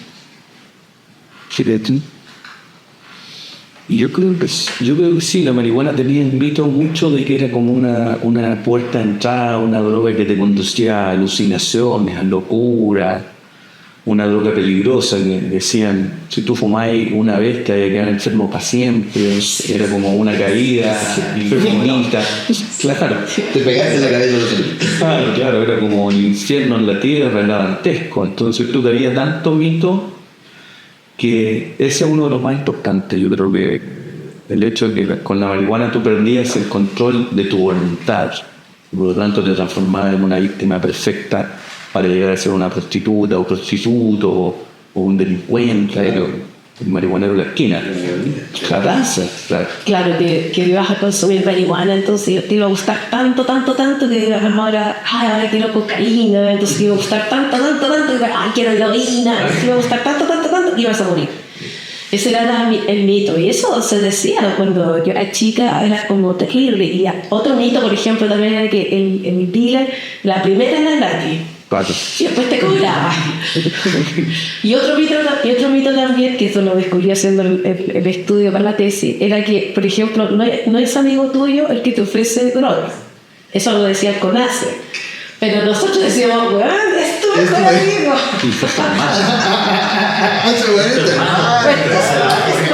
Esa persona que te da droga es tu amigo. Ese sí, ¿sabes? Cosas así. Y las cosas que no se dicen también son importantes, porque nosotros vimos que el consumo de drogas en la juventud, que todo el mundo se pone la mano en el corazón, así como representa un símbolo del cambio de niño a adulto, ¿sí? Y eso no lo dice nadie, no lo dice ni el CONASA, no lo dicen los expertos, los psiquiatras, no lo dice nadie. Y por eso que para la gente joven es tan atractivo hacerlo en los colegios, es como tomar copete, es fumarse un cigarro, te da un ritual de paso. O sea, porque los niños quieren ser adultos porque los papás mismos les dicen, tú no fumís, no hagas nada, porque esto cuando seas grande no vas a ser, como dicen, puta, yo quiero ser grande, entonces ahora quiero ser grande. soy gratis. Soy gratis. Es como un viaje de iniciación además, porque el primer viaje, la primera fumada, todo es como en las tribus cuando los jóvenes tienen que pasar una noche en el monte y cuando vuelven ya son adultos. En nuestra cultura no hay ritos de paso. Existe, por ejemplo, un rito de paso podría ser la graduación de cuarto medio, pero no es un rito de paso, es culturalmente que la familia hagan una cosa ritual, que el niño y la niña de alguna manera hacen una transformación. Entonces ellos buscan a través de la sustancia y a través del sexo también este paso hacia la adultez. Entonces es importante, o sea, la droga en este sentido juega un papel muy importante en el desarrollo de la juventud hacia la adultez. Bueno, y la información. Eso es súper importante. Claro. Ellos deberían estar, o sea, el CONAS debería estar súper preocupado. Hoy Zelda. Ay, verdad, hoy Senda. Senda. Senda debería estar súper ocupado haciendo campaña, información, textos. O sea, a mí me decía una psicóloga de un colegio que me decía que los textos que le llegaban del Senda eran una mugre, una basura que no servía, o sea, lo tiraban a la basura porque no servían para nada, eran totalmente inútiles. Y el Senda ya sabemos que su mayor presupuesto que tiene asignado no es para prevención, sino que es para tratamiento. Y veamos ahí, o sea, ahí levantemos la piedra y veamos cuántos bichos salen escapando, porque ahí no sabemos las cosas que pasan. ¿Y cómo se le da a un niño y una niña un curso, un colegio de drogas? Con verdad, con información, digamos, verídica, verosímil, con un discurso preventivo de reducción de daño. Es decir, es que cuando tú consumas droga, trata de no hacerlo así ni esa. Trata de hacerlo de esta otra manera, sin prohibir, porque la prohibición genera culpa en el que consume, entonces es un consumo que no es saludable desde ese punto de vista, informándole que ojalá aplace lo más posible el piso del consumo, pero que cuando lo haga de manera segura, es como parecido a lo que se hace con el uso del condón, que no posterga lo que más pueda y cuando lo vaya a hacer ocupa el condón. ¿Entiendes? Entonces vaporiza antes que fuman, en fin, cosas así como de sentido común para los que consumimos droga, y sin hipocresía. Por ejemplo, en el colegio nuestro de estos niños había un librito donde aparecen como vegetales hablando. El hongo era el malo. Malo era el hongo. El hongo era el malo. Sí, lo sigue. Yo estaba Platanito, Sonorín, unos personajes así espantosos. Sí, y la cantidad de presupuesto tiene eso. O sea, el nuevo presupuesto, la cantidad de recursos que se pudiera aumentar de esta forma. En el gobierno pasado se hizo una investigación y una política de drogas hasta el 2030. Y parte de los datos que se recogen es que el hecho de que una sustancia esté prohibida genera más interés en niños, niñas y adolescentes de consumirla. Totalmente. Que es como la información que se está sacando de Estados Unidos, que siempre hablamos con Nacho, que ya donde está tan... no quieren escopeta en los jóvenes, no quieren... porque está todo ahí. Sí. Entonces no hay disminución en el consumo, incluso en los jóvenes, que no están... Claro, no sé si...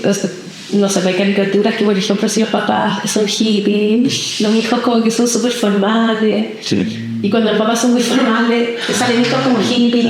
Y llega, o sea, los hijos también están en constante tensión con los papás. Entonces, también nuestros hijos son súper tranquilos, no son tan chiquillos, ya son mayores de edad, ya podemos como compartir. No, están en sus cosas. Qué chote. No les interesa. Entonces, bueno, y nosotros siempre con las plantas ahí mostrándole, mira, toda una planta, qué sé yo, hace esto, explicando y sobre todo explicando los peligros. Los peligros los que te puedes ver expuesto, porque claro, uno habla de droga, pero también uno valora que igual hay un peligro en la droga, ¿sí? No es que estamos por las drogas y por lo tanto... Nosotros hicimos una campaña de drogas para el Colegio Manuel de Sala en 2014 que se llamaba Consumo Cuidado. Consumo Cuidado. Y la tenemos online en la página web de la... Está en nuestra página web que es www.lar.cl. Para llegar a todos los colegios que le quedan. Sí, nosotros hicimos... Vamos a dejar el link igual en la descripción. Sí, ahí pueden pedir horas, pueden pedir citas en nuestra consulta médica también, si quieren sacar su receta médica. Y hay una sección que se llama Textos y Estudios. Entonces, para hacer esa campaña, nosotros hicimos un estudio, hicimos unos focus group con todos los niños con los niveles desde séptimo hasta cuarto medio, y les hicimos unas preguntas. Y esas preguntas, al final hicimos un informe. Hicimos un informe y eso está publicado. Hicimos un juego de cartas y tenemos ahí también, hicimos un seminario internacional en el colegio médico. Eso se transcribió y ese texto también está arriba, si lo pueden. O sea, hay estas cosas ahí entretenidas que pueden ir a mirar si tienen ganas de leer. Y está también el consumo, un librito que se llama Consumo Cuidado, que va droga por droga está con tips, o sea, está con recomendaciones de, por ejemplo, tips. Ya, si consumes cocaína, tips. ¿Cachai? Que puede sonar un poco como medio extraño estar dando un tip para consumir una droga. Pero es que sea algo va a ocurrir, es como que sea. Exacto, si eso va a ocurrir. Manual de instrucciones. Exactamente, un manual de instrucciones para que no hay un incentivo, ¿cierto? No es exacto, es un manual para que no te ocurra nada o te ocurra lo menos posible, el menor daño posible, si es que vas a consumir así. Todo eso está www.lar.cl. Sergio Mariela, vamos llegando a la parte final de este podcast. Desde ya quiero agradecerles por haber venido, pero además por la buena onda, por la sinceridad. Siempre se agradece porque Se agradece. como que, y aquí me va a durar un minuto, como que uno a veces no sabe cómo se va a dar la entrevista. O sea, más que una entrevista, nosotros siempre hemos visto esto como una conversación, pero uno igual no sabe cómo se va a dar, y cuando hay tanta sinceridad y tanto conocimiento, tanto aporte, de verdad que se agradece mucho. Así que muchas gracias por dejarse. No, gracias a ustedes, gracias a ustedes. Quería preguntarles para ir cerrando ya, ¿cuáles los planes, digamos, para ustedes, para Latinoamérica Reforma, en mediano plazo este año? Cuéntenos qué se viene para ustedes. Bueno, este año se viene la THC Expo. En octubre, ahí estaremos, como Latinoamérica Reforma, entonces todo lo que se puede hacer. Yo voy a inventar ahí cosas entretenidas para que la gente vaya al stand y nos visite y nos conozca y aportar cosas entretenidas a THC para que la gente vaya y lo pase bien. Eso así como rápido en el corto plazo. Bueno, la verdad es que siento que después de la pandemia hubo una nueva etapa, si pudiéramos decir, estamos viendo la segunda temporada o la tercera temporada de Latinoamérica Reforma. Creo que se abre una nueva temporada donde vamos a seguir trabajando, pero yo creo que los grupos se están reconfigurando, se están rearmando. Hubo mucho avance. Argentina y Perú, por ejemplo, México y Colombia, Ecuador también, avanzaron muchísimo, mucho, se adelantaron a nosotros nos estancamos en un momento, ellos se estancaron ahora, nosotros estamos avanzando, vamos así. Yo creo que vamos bien en un sentido de como de regular. Yo creo que la gente está más abierta a ese ámbito. Yo creo que, bueno, Sergio, que está bien político, él está bien metido en política, está tratando de influir de alguna manera, de trabajar en los ámbitos políticos, porque esto también es político, o sea, es prácticamente político. Nosotros que venimos de la área, por ejemplo, el derecho, las comunicaciones, o los cultivadores, los agrónomos, todo, sabemos nuestra expertise, pero esto netamente es político, ¿sí? Esto no es una discusión, como dice Sergio, de los papers, de que la estudiamos en la cabeza la guaguita. No va por ahí el problema, sino es un problema político, es decir, digámoslo así. De todo. Entonces, yo creo que la gente se va a seguir informando más, vamos a seguir avanzando en términos comunicacionales. Pienso que hay que explotar las herramientas. En mi caso, yo no fui educada en estas herramientas. Yo fui educada, y a decir una cosa que se me va a caer el carnet, pero así se va a tirar por el precipicio para abajo. Pero yo el primer año de periodismo lo hice en máquina de escribir.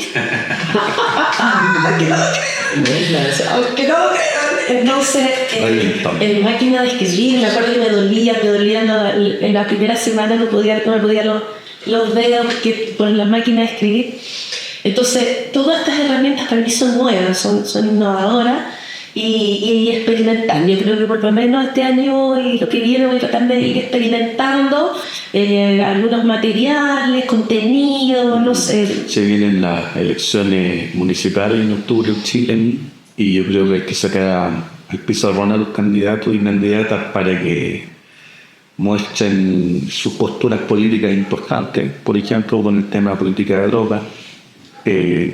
Yo creo Tú que estás más metida ahí, Mariela hablaba de la voluntad política. ¿Es que hay voluntad política? es que el político es un ser muy pragmático. Nosotros somos mucho más personas de fe que ellos. Ellos, digamos, los políticos son muy pragmáticos y si ven que no hay peligro van a avanzar.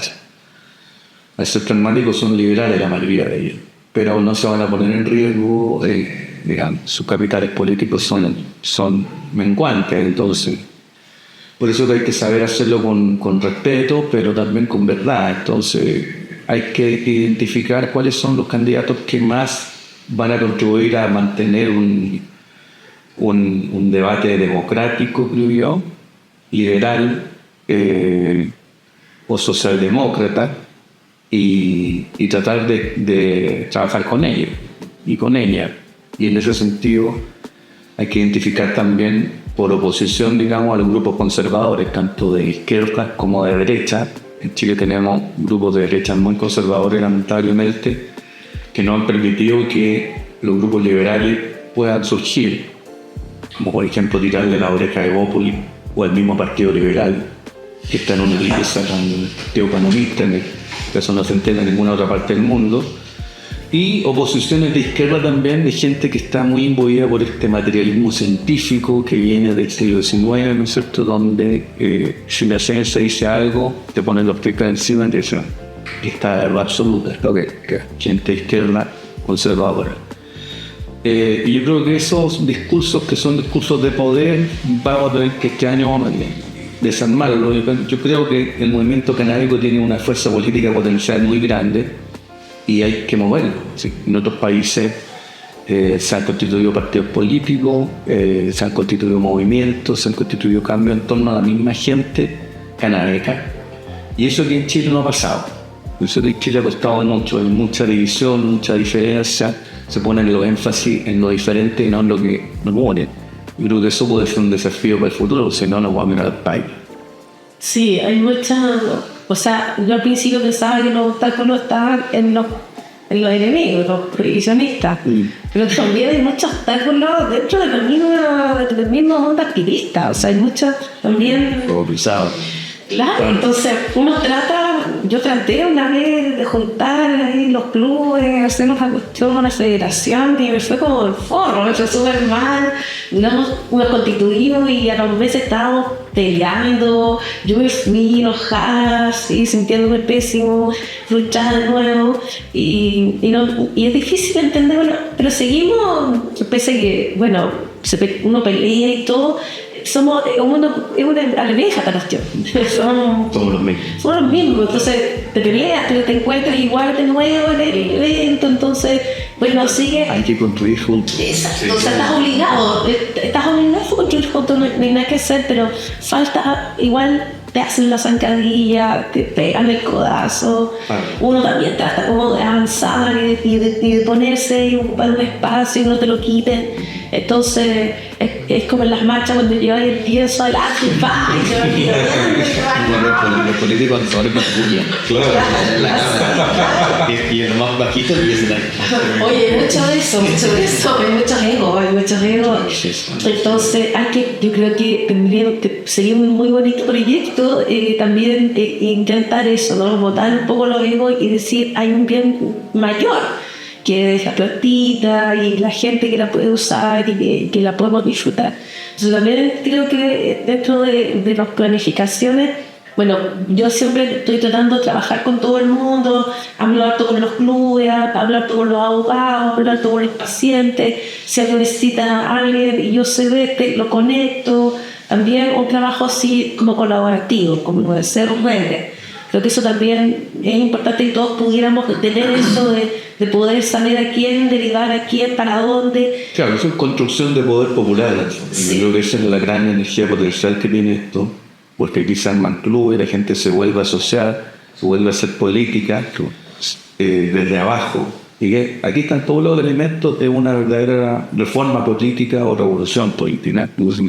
Pero hay que creerlo y hay que capacitarse también, porque también se necesita un poco de formación para tener liderazgo y gente que cache para dónde va la cuestión y de todo. Entonces, bueno, esas son las cosas que yo creo que somos nosotros en mediano plazo. Está bueno, el que interpelar harto. ¿Estás ahí? Perdón, corto, que en Chile hay experiencia de, digamos, el pueblo, más allá de interpelar a la autoridad política, sino que haciéndole un mandato jurídico, un mandato que lo llevan a la notaría, lo timbran, lo firman y dice: usted se compromete, señor, señora, señorita, señor, ante todo el pueblo de, digamos, hablamos de Piensa todo lo que pasó con la primera asamblea constituyente, que la Mariana Muri se movió y mucha gente se movió para poner esta solicitud de meter la cuestión de la marihuana en la constitución, y fue la segunda cuestión más votada después de Con mi plata no, y la presentaron en la asamblea constituyente y luego la rechazaron. Y después no se explican por qué la gente rechazó esa propuesta y a su vez había rechazado esta cuestión de la cannabis. Entonces creo que ahí hay un ruido, digamos, de fondo que hay que verlo y hay que hablar de eso. Para tú dejar afuera los canábicos del proyecto constitucional, después no te quejes que la cuestión te la rechaza. Que se cubre inmediatamente de un manto de hipocresía que la gente común y corriente no va a acomodar con eso. Entonces, ¿saben algo? Que esa propuesta se discutió en ese proyecto constitucional ante una audiencia, y la Tere Marinovich, que es una representante política acá de partido más de derecha, se podría decir así, dijo: ¿saben qué? Esto yo lo entiendo, porque están hablando de la libertad. Porque, como dice Sergio, como decía Marina, un enfoque en derechos humanos, no en seguridad, no en salud pública, que son necesarios, sino que algo más fundamental, que es la libertad, pero también la dignidad. Fue interesante ese texto porque no era la idea instalar una norma específica, sino que se leyera una perspectiva, un acto comunicacional. claro, un acto político. Claro, pero ahí, digamos, los liberales fueron capaces de entenderlo, pero los conservadores no, porque al final pusieron sobre la mesa estos papers. Estábamos en manos de gente como, no sé, Fernando Ackerwich, gente que no entendía, digamos, que al final, si no era con el pueblo, la nueva constitución no iba a salir. No era con los libros, ni con los papers, ni con las glorias, eran los psiquiatras o los abogados. No era de intelectual. No, claro. Entonces, bueno, eso fue, y mientras los políticos no entienden que al final los cambios se hacen así, no vamos a saber. Como decía el doctor Milton Flores, Se fue. Pero lo recordamos. Y cantidad de nombres que salieron hoy día. Eso día, en un momento quería decirlo, que hemos hablado de harta gente que mencionado acá que bien vale la pena. lo recordé. Qué bueno. Que esto no es un debate, no es que te trato de convencer de algo. Si hay normas básicas, fundamentales, jurídicas, vinculantes, que hablan de esto, de que los estados tienen que procurar que los individuos realicen su dignidad, los individuos tienen que activar ese potencial, entonces tienen que hacer condiciones sociales. No es un debate. Pero no te van a dar la vuelta así en tu casa. Hola, quiere que traemos acá sus derechos individuales para que ustedes los disfruten. Los derechos se conquistan, no te los van a regalar. Se ejercen, se Entonces, cultivan. a propósito de eso, de haber nombrado tanta gente, la idea de nombrar tanta gente es para mostrarles que no solamente nosotros, sino que hay toda una red. O sea, hay mucha gente trabajando en esto, que lleva años en esto. Y yo recuerdo el Hans cuando, bueno, lo allanaron. El Axi finalmente lo allanaron y él estuvo preso, hubo una semana preso en la cárcel de Puente Alto. Y cuando salió, me lo encontré en la marcha y estaba así, súper mal, así, con demacrado, donde la gente como que lo rodeaba, lo protegía. Entonces yo le digo, es buena. Le digo, cuando ya estés preparado de nuevo, yo te voy a apoyar y vamos a hacer algo. Ay, me dijo, está bien más loca que yo no voy a tomar esta cuestión, pero ni cagando. Y los años sigue, digamos, trabajando en esto, sí, tiene un proyecto muy bonito que ahí lo está trabajando. Y me dice, o sea, cuando tú me dijiste esa cuestión, yo dije, no, Imposible. Es que es imposible. Que yo le digo, Hans, es imposible salirse de esta hueá que nace chichando, cantando. Tal cual. Es algo que te nace y es algo que además tú aprendes a hacer. Entonces es lo que más sabes hacer, porque lo has hecho mucho tiempo. Entonces no te voy a dedicar, no sé, pues ya si yo en este momento termino esto, ya, ¿a qué me voy a dedicar? No sé, pues esto es lo que yo sé hacer, entonces voy a seguirlo. Entonces hay mucha gente que está en esto, que sigue trabajando, y la idea, como dice Sergio, es que nosotros que somos de generación que viene como más atrás, nosotros vivimos así la prohibición, pero así que fue terrible, o sea, terrible. Los que vienen ahora, que no sufrieron tanto, sufrieron un poco menos. Y así, para más adelante, cada generación va a ir haciendo su cambio. Y nosotros, bueno, hicimos un empujón, pequeño empujón. Y la idea es que siga la otra, no que hacia la cosa. Es muy bonito sueño. Y hablando de sueños, les tengo yo una pregunta que siempre hacemos a todo el mundo y viene a nuestro querido podcast, ya para ir terminando el capítulo número 99, ya de esta quinta temporada de Lord Wit. Les agradezco de nuevo por haber venido, y además de agradecerles, gracias a quienes hacen posible este podcast, tenemos algunos regalos desde Oseta. Por favor, mochila con control de olor, por favor. Pero con control de olor. Con control de para olor. los aeropuertos.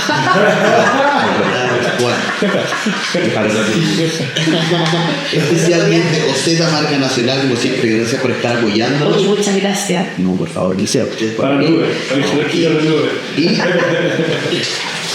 también desde España, por un regalo desde Smoking.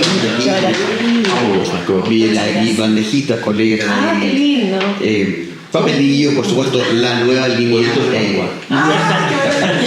Bien, por supuesto, la nueva línea Supreme que pueden encontrar en Orquitec, ya disponible aquí en nuestra casa. Gracias a Orquitec, por favor, por siempre estar apoyándonos. Y vamos a probar un conito, si tenemos que probar un cono en algún momento. Así es que, bueno, y para ir cerrando, y bueno, gracias a Víctor por siempre estar apoyándonos acá en su. También disponible, sí. Yo he ocupado esto para mi plata. Yo no lo he hecho. Muy bueno, muy seguro. Disponible también en Orquitec, así es que pueden encontrarlo ahí en Orquitec. Es un clásico. Un clásico. Creo que dos particulares. Sí, lo mismo. Y para ir cerrando ya este capítulo, agradeciéndoles por venir, les quería preguntar ¿cómo sueñan el futuro de la cannabis en nuestro país? Con mucha nariz. Eso. Me gustó. Cannabis para todos. O sea, que se cultive cannabis en todas partes, que vendamos, que exportemos, que hagamos productos, que ocupemos el cáñamo, que volvamos a hacer ese imperio económico que fuimos gracias al cáñamo, porque sí, fuimos un país que exportábamos mucho cáñamo.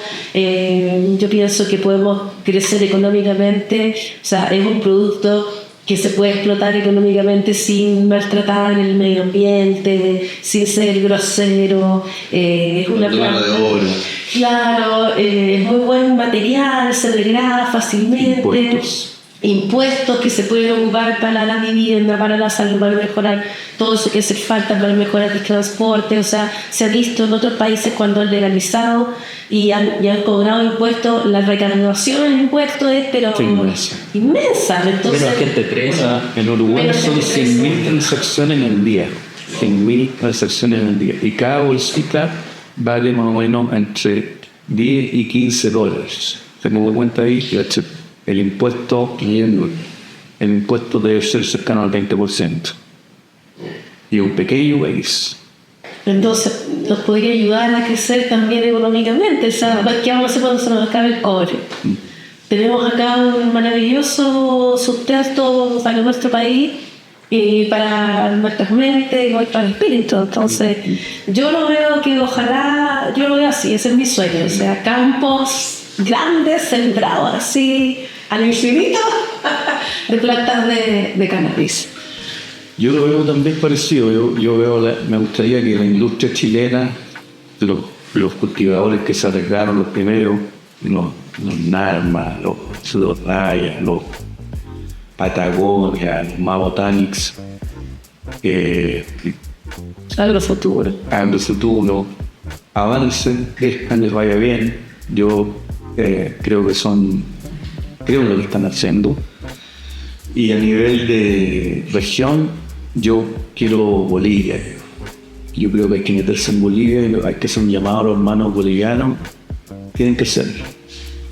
Yo creo que hay mucha gente en Bolivia que tiene estados como en Chile en el año 2000.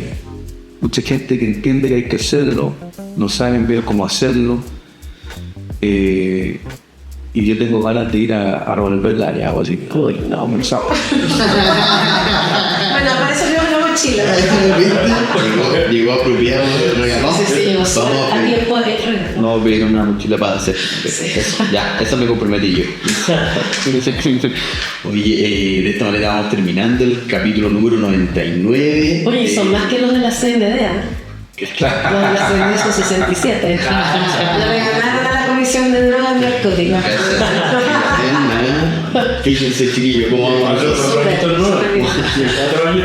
Y se habla de Win. Así es que muchas gracias a todos. ¿A quién van a invitar para el capítulo 100? Poder. No sé si aquí el amigo lo tiene listo o no. Tiene que ser un capítulo en vivo. Estamos llenos de ideas y estamos debatiendo. Al presidente Boric. Oiga, don Gabriel, me encantaría, por favor, que viniera. ¿Cómo nos jugar ese capítulo? Con un mandato. ¿Puedo preparar un mandato? Mira, Pablo, te voy a desafiar. Así que no, sigamos hablando de un Word. Muchas gracias a todos quienes llegaron al final de este largo y entretenido capítulo lleno de información. Gracias a quienes hacen posible este podcast. Este y todos los capítulos de Hablemos de Win están disponibles en Spotify y en YouTube. Suscríbanse, denle like, compartan y muchas gracias, querido, por venir. www.lar.cl. Eso, hace información, educación. Sin el internet hay información. Gracias por venir y por estar acá y por toda su sinceridad, ¿verdad? Muchas gracias a ustedes. Hasta el próximo domingo, un abrazo grande. Gracias, Pablito, por acompañarnos acá. Nacho, siempre un gusto. Gracias. Un abrazo grande, que estén muy bien. Chao, chao. Tremendo. Muchas gracias.